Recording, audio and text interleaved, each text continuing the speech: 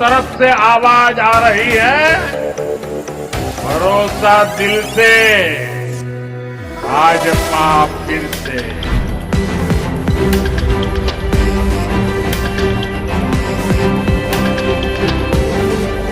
आमतौर से बब्बर शेर अकेला दिखता है, टाइगर अकेला दिखता है, यहाँ पे मतलब हजारों टाइगर एक साथ बैठे हुए हैं।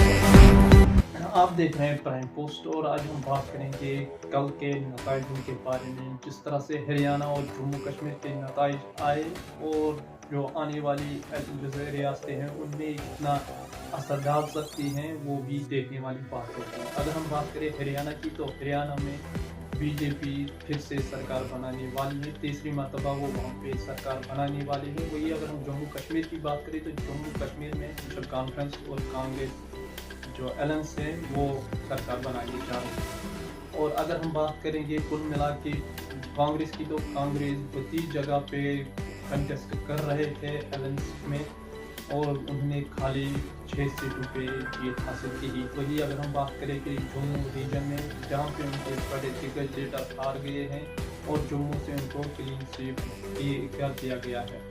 और वही अगर हम बात करें हरियाणा में जहाँ पे लग रहा था कि कांग्रेस के पास एक मौका है कि वो बीजेपी को बैकफुट पे धकेल सकती है, लेकिन मुखालिफ रिजल्ट आए और बीजेपी ने वहाँ पे अक्सरियत हासिल की है। और ये आने वाले जो महाराष्ट्र और झारखंड है उनके लिए कितना असरअंदाज हो सकता है, क्योंकि अगर हम बात करें पिछले 10 सालों में जहाँ भी डायरेक्ट फेस ऑफ कांग्रेस और बीजेपी में हुआ वहाँ पे अक्सरियत का जो रिजल्ट है वो बीजेपी के फेवर में आया। और 2024 के इलेक्शन के बाद ये लग रहा था कि इस तरह से जो मैंडेट बीजेपी को मिला था उनके जिनको जो एनडीए का सहारा लेना पड़ा था ताकि उनकी जो सरकार बनी थी। और कहीं ना कहीं अपोजिशन भी स्ट्रांग हो रहा था, इंडिया अलायंस में मजबूती दिख रही थी। लेकिन जिस तरह से हरियाणा के रिजल्ट आए वो कहीं ना कहीं फिर से कांग्रेस और इंडिया अलायंस को धकेलती हुई नजर आ रही है। और जो वो कांग्रेस के वोटर्स का हौसला जो है वो कहीं ना कहीं पस्त दिख रहा है।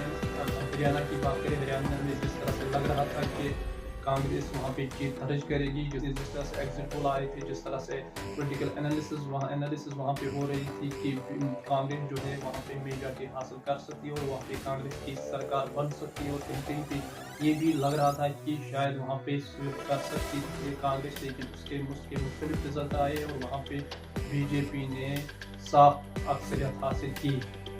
और कहीं ना कहीं ये भी था कि ये मौका था क्योंकि डायरेक्टली इस बार भी फेस ऑफ हो रहा था कि इस बार जो है कांग्रेस जीत जाएगी और जो है बीजेपी बैकफुट पे चली जाएगी, क्योंकि 2024 के इलेक्शन के बाद ये बताया जा रहा था कि जो आने वाली 3-4 स्टेट्स हैं अगर उनमें कांग्रेस और इंडिया अलायंस अच्छी कारकर्दगी करती है तो कहीं ना कहीं बीजेपी के लिए ये नुकसान हो सकता है। और आने वाले स्टेट के इलेक्शन में कहीं ना कहीं उनको दशका लग सकता है। लेकिन कल के इलेक्शन ने पूरा जो है रुझान बदल दिया है और अब जो महाराष्ट्र और झारखंड के इलेक्शन आने वाले हैं कहीं ना कहीं उन पे जो है अपर हैंड बीजेपी का रह सकता है। वही जो डायरेक्ट फेस ऑफ की हमने बात की वहाँ पे कांग्रेस फिर से चूक गई और कांग्रेस के मनोबल या कांग्रेस की जो हिम्मत है वो फिर से टूट रही है। और कहीं ना कहीं अगर हम बात करें जब भी इस तरह की सूरत हाल होती है, इससे पहले भी हमने देखा है पिछले कई इलेक्शनों में जब भी लग रहा है कि बीजेपी किसी भी स्टेट में फंसने को आ रही है या उनकी जो हालत है किसी भी स्टेट में इस तरह से हो रही है तो उनकी जो स्ट्रेटजी है वो वर्कआउट कर रही है।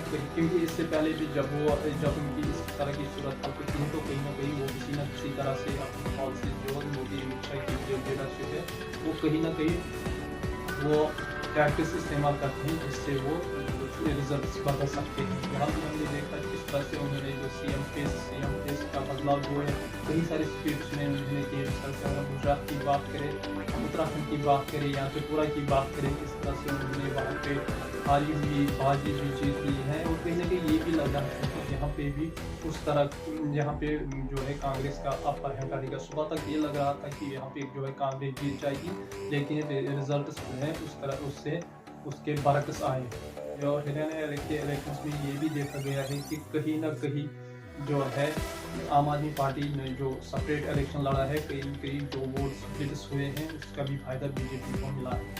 باقی آپ کی کیا رائے ہے آپ ضرور دیجیے گا, بنیے ہمارے ساتھ.